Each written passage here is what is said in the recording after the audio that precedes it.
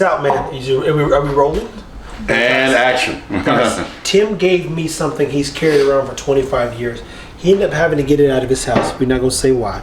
But what we'll say is that this right here is a 25-year-old plus brandy that he bought, which means it's older than that because he's had it for 25 years. Yes. So we don't know how long it aged, how much. He didn't even know if it was good. So if you watch the Whiskey Blender's page, we did a fresh crack on this after 25 years of him holding it hostage. Well, and remember in the cork disintegrated, we had to finagle it, popped it with a new cork. And then even to be more clear, think about this. I walk into a place and the guy, when he's got to get rid of whiskey, he thinks, who can I give this to? Hey, I'll give this to Trevor. I'm like this. Such a terrible burden for you to carry, my man. I'm like this.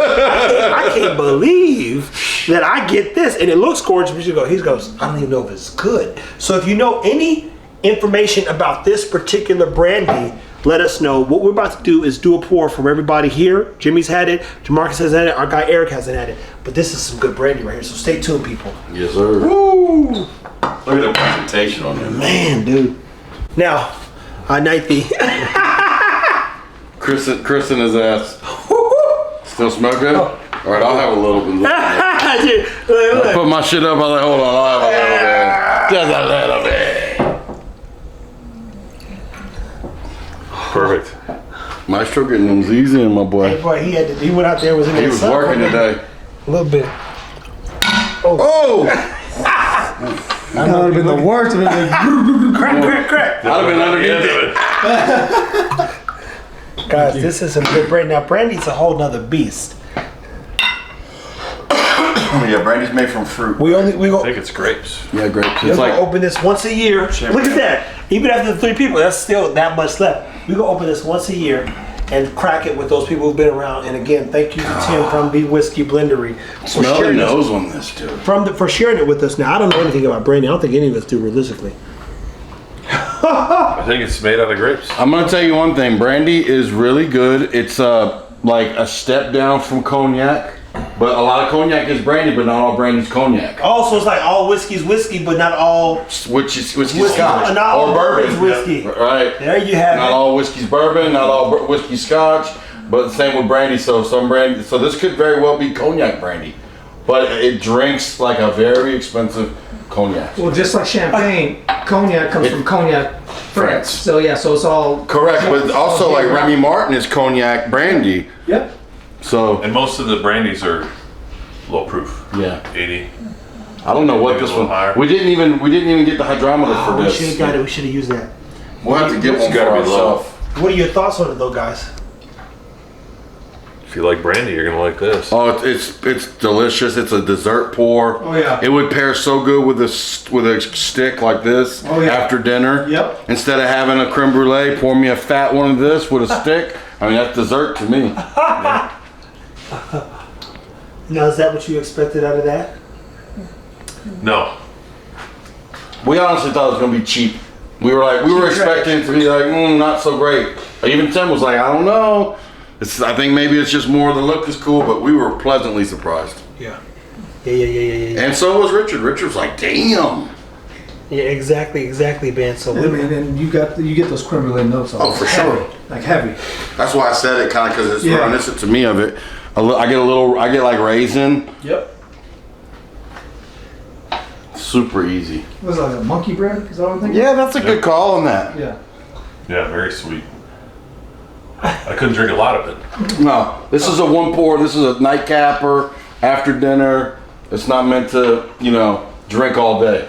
now, in this, guys, we got to get into Old Kentucky. You got to let Jimmy try the Old Kentucky. Oh yeah. Old Louisville. Man, I keep saying that Old Kentucky, man. Maybe that's a subsidiary brand or we're gonna have or something. Who knows? Well, I ain't going to Kentucky to build no Kentucky brand. Well, you can use the name. It don't have to be there. I heard that. So, go ahead and pour him some of that Old Louisville. Shout out to our buddy Amin. Mm-hmm. I don't know. You don't know him, we do. So, as the story goes, a lot of years ago, Tim ran into Amin by going into his liquor store Okay. Where up there? in Louisville. Okay, cool. And What do you know the name of the joint? Is he still own it or? he can't because he got into the So he- distillery side. Ah, so so he now- had a couple of them, and I guess might not have been in the best part of town, bars on the windows Sure, type sure, thing. sure.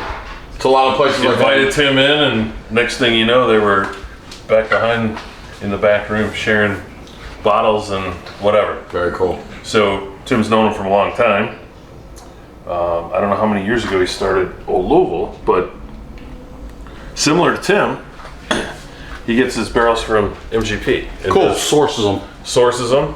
and same thing as Tim, blend some, Yep. I guess, or Single barrels them. Yep. Very cool. So I knew nothing about it.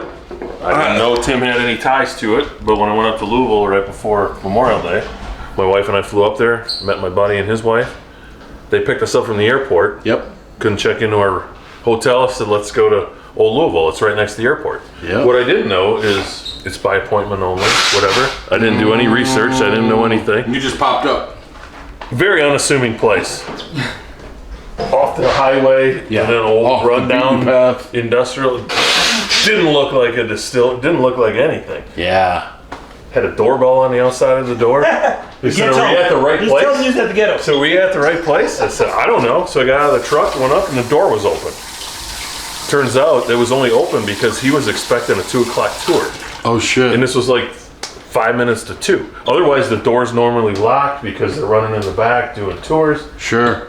They don't want people to access it. Yeah, because there's very few people. There was only 2 people there that day. I mean, and the guy in the back. Wow. And we walked in. And he said, "Are you here for the 2:00 tour?" We said, No. "Nope. We just showed up, and it's got a nice little reception area and gift shop." And he said, "You guys want to go on a tour?" I said, "Sure." So you guys waited for the folks coming? They didn't show up. They were late. So he's like, "Well, let's go. Jay, come over here, man. I'll just take the 4 of you back there." Yeah. So we went in the back, and it's a little bigger than Tim's place, but he's looking to expand. I don't know how many hundreds of barrels he had there, but he had them in old like warehouse racking, metal racking that he had welded together. So I think he went maybe 6 high and 11 deep. Oh wow. He had a bunch of those, and then he had a bunch of top bung barrels that he had stacked up on pallets like Tim does. Yeah. So we went through and sampled stuff right from the barrel. He had 8-year-old, he had 10-year-old, and then he had some stuff that he finished in toasting barrels. It's very similar to Tim's method. And then I saw a lot of the stickers that said MGP, and this was the week after we went through and tried a lot of the 36 rye bourbons that Tim had. And I started recognizing some of these tags, and then I asked him, I said, because he had a real small still Yeah. that looked shiny like he never used it. I said, "Do you make your own stuff or you source it all?" And then he told me he sourced it. And I said, "Place I'm familiar with in Texas does the same thing." He's like, "Oh, what is it?" And I told him the blender. Yeah. And he said, "Oh, Tim and I go way back." So after that, it was like long lost friends. It's like you knew the guy. Yep. And this bottle The says, tour was comped. share with Tim. Share with Tim, you wrote right on the bottle. That's cool, man. So this is a 10-year cast strength, 117 proof, high rye bourbon. So Nice. 36% Right up my alley. Well, yeah, and Tim's too, because Tim tried it. He really liked it on Dude, look, on again, Saturday. we love Amin, and what I've learned about whiskey is about the people, and we can tell you for sure, Amin shows crazy customer service. He loves fucking whiskey, Yeah. and he's super honest and clear. So he's I one. cleaned it up. Okay. He's one of the people that Tim. Yeah, he's one of the people that Tim literally calls when there's like maybe I won't say a situation where he's like, "Hey Tim," he's like, "Amin, have you heard about this?" He goes, "Yeah, I have." Help yourself. Well, again, I think it just goes back to being, associating with the right people and making those connections. I mean, And it's a small world. well, the whiskey world's a small world. But kind of And friendly world. the friendly part of this was confusing, man. I tell you this, guys. Eric has got an excitement that we talk about. Same thing with Jimmy. What we haven't learned, where I'm from, to be clear, is how to be as excited about people in life as you guys are. So your joy is becoming contagious. Jimmy's fucking candor and joy become contagious. And we're like, man, is that whiskey or is that just who they are? And it's who you guys are, right? It's a little bit of both.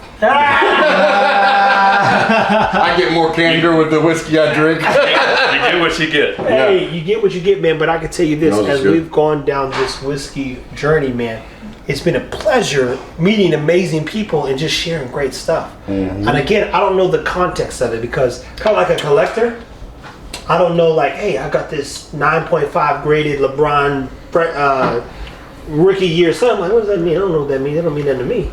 But the whiskey space is like, hey, this is a $2,000 bottle of King Kentucky 2007 that I got. You can crack it with me and open. I'm like, why would you open that? If it's that legendary, oh, because it's just whiskey. I can get some more. And that's the part where I'm like, should I hold on to some of these bottles or should I share some more? I think you hold some, you drink some, you That share part. some. Know what to hold, share what you can, and make sure you have fun whatever you do, man. And then, you know, some days, I've noticed I was holding on to stuff, I'm like, why am I holding on to this? If I really want to drink it, I'm going to drink it. And guess what, too? I give shit away. And look, because it comes back to you. Tim told him, what I told you don't open Founders or something? Yeah. Tim was said, like, oh, don't listen to him. He said, don't fucking listen to Trevor. He said, fucking open that shit and drink it. Yeah. And you go, that was an expensive bottle. I won't say the price, but it was an expensive bottle. I'll tell him how much I paid. $500. And I'm like, I told Jimmy, look, Jimmy, I kid you not, we was at his house. He says, should we open this? I said, oh God, no. Save it, hold on. I was to like it. ready. And I had knife in hand. He literally was about to open the Founders. He goes, no, now, if I'm being, after Tim said Then we drank the whole albino bison. Solid ball. Hey. but then Tim goes, if I'm with Tim, he opens the Founders. He's like, you want to try the Founders? The only thing he's done is share everything he has with both me and others. So I'm like, Even with the chocolate too. look, like he gives me the chocolate. Yeah, of the chocolate like, came with it. even Caesar, I had not tried the Founders, and Caesar was there. Caesar went to his truck and went and cracked that shit and said, here. I remember that. He opened up his Founders. He just bought for $500. He's like, hold on, I got it in my truck, and he cracked it. When the truck cracked it, poured me the first pour out of it. So you go, That's how these guys are, man. that's the part Genuine. when you start waking up and you go, okay, we just need to fucking This is good. keep it whiskey per se, but even more importantly, it's just whiskey.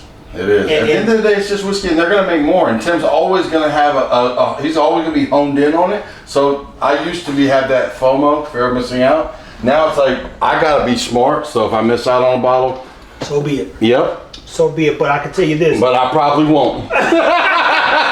Well, 2 weeks ago, nobody knew about Black Cherry. No. Oh, I just And knew it just about this. shows up and- I just knew about this the other also day. Old Louisville. What's your perspective, man? I like it. It's very reminiscent of a blendery bottle. It's like something we're familiar with. It's like, Yes. it's like we was at our second home. Just got a little more age to it. 10 years. The nose Let is it- stupid good. There we look, guys. We can't thank Eric enough for bringing a bottle, and even more important, sharing a bottle. What I tell you is that, man, we've got some love the great bottles here. presentation. Yeah. Shout out to Jimmy and Eric for showing up today. It's a journey whenever you're building anything, but this is a good fucking bottle, man. What It else is. did you bring today? We'll get into We'll it. get Don't into it worry. on the Yeah, next episode. Yeah, exactly. Until then, people, keep it whiskey. Boom, my man.